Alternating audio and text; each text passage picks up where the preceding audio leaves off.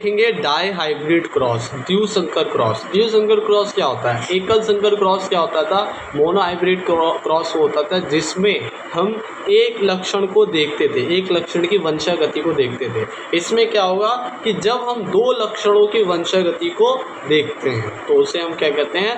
Die hybrid cross, जब दो लक्षणों की वंशागति को देखा जाता है। अब जिसमें हम क्या लेंगे भाई, जो मेंडल था उसने क्या लिया था? उसने शुद्ध समयुग्मनज लिए थे, जैसे कैपिटल टी स्मॉल टी, उन दोनों का संकरण करवाया था। तो यहाँ पर हम दो लक्षणों को देख रहे हैं, तो हमने क्या लिया है? एक कैपिटल टी लिया है और एक कैपिटल आर लिया है, और एक स्मॉल टी लिया, एक स्मॉल आर लिया। अब ये आर क्या है? आर जो है वो राउंड को दर्शा रहा है, मतलब कि ये गोलाकार बीज को दर्शा रहा है, और वो स्मॉल आर झुर्रीदार बीज को दर्शा रहा है। तो हमने यहाँ पर लंबा पौधा और क्या लिया? गोलाकार बीज लिया। किसका लिया? मटर का, ठीक है। और दूसरी जगह बौना और झुर्रीदार बीज लिया है मटर का।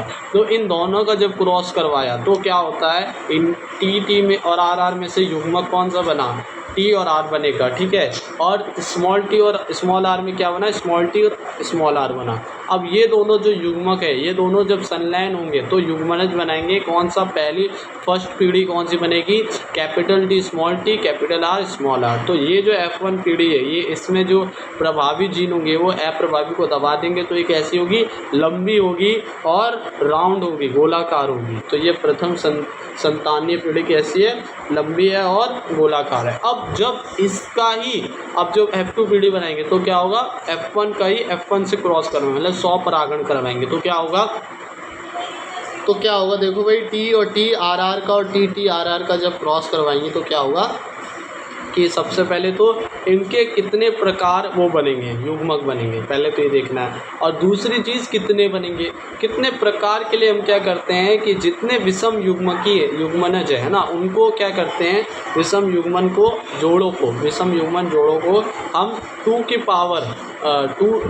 की पावर उसमें रखते हैं, ठीक है ना, पावर में रखते हैं, n में रखते हैं। तो यहाँ पर दो विषम युग्मनज जोड़े हैं, तो 2 रखा, तो मतलब कि दोनों में 4 प्रकार के क्या आएंगे? युग्मक बनेंगे, 4 प्रकार के बनेंगे। और कितने बनेंगे उसके लिए हम क्या करते हैं? उसके लिए हम फॉक मेथड का इस्तेमाल करते हैं, जो हमने एकल उसमें देखा था, ठीक है ना।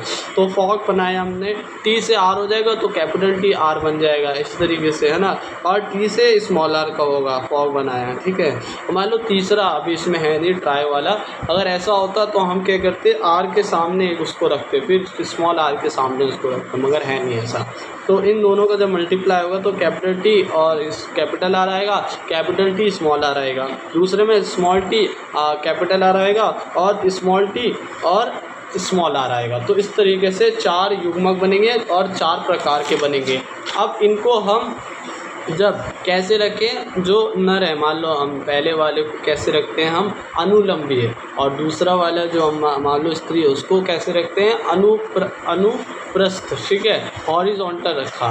तो जब इन दोनों का क्रॉस करवाया, मल्टीप्लाई करवाया, तो हमें 16 F2 पीढ़ी मिली, मतलब 16 संतति प्राप्त होती है, जिसमें से इनका एक ट्राइंगल करके, मतलब कि एक बन रहा है जिसमें लंबे यहाँ पर हम अब क्या देखने जा रहे हैं? इनके लक्षण देख रहे हैं कैसे हैं, फिनोटाइप देखने जा रहे हैं। तो इनका जब हम फिनोटाइप देखते हैं तो यहाँ पर 3-4 प्रकार के अलग अलग फिनोटाइप दिखते हैं। पहला लंबा गोलाकार, ठीक है, एक है लंबा झुर्रीदार, और एक है बौना गोलाकार, और एक है बौना झुर्रीदार, ठीक है।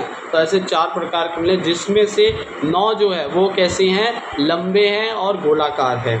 2 ऐसे हैं जो लंबे हैं, 3 ऐसे हैं जो लंबे झुर्रीदार। और वो कैसे हैं? देखो भाई, यहाँ एक ट्राइंगल फॉर्म हो रहा है, ठीक है। ये पूरी जो लाइन है ऐसे ट्राइंगल में, ठीक है, वो कैसी है? देखो यहाँ बना रहा हूँ मैं, ऐसी जो ट्राइंगल है वो कैसा है भाई? ये पूरा जो है ये लंबे हैं और गोलाकार है। और दूसरी जगह देखो, एक ये और ये कैसे हैं? ये है लंबे और झुर्रीदार, तो ये भी एक ट्राइंगल फॉर्म हो रहा है। तो वो कितने? 3 हैं। और 3 जो हैं वो कैसे हैं? वो बौने हैं और गोलाकार हैं, ठीक है। और एक जो है वो कैसा है? बौना झुर्रीदार। तो ऐसे ऐसे कम होते गए, देख रहे हो ना, इस तरीके से। तो 3 ट्राइंगल बनने, जिसमें अब इनका अनुपात कैसे है?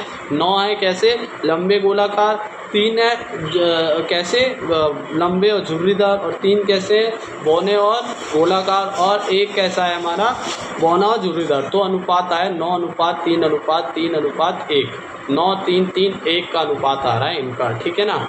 तो इस तरीके से F2 जो पीढ़ी है वो हमारी ये मिली है।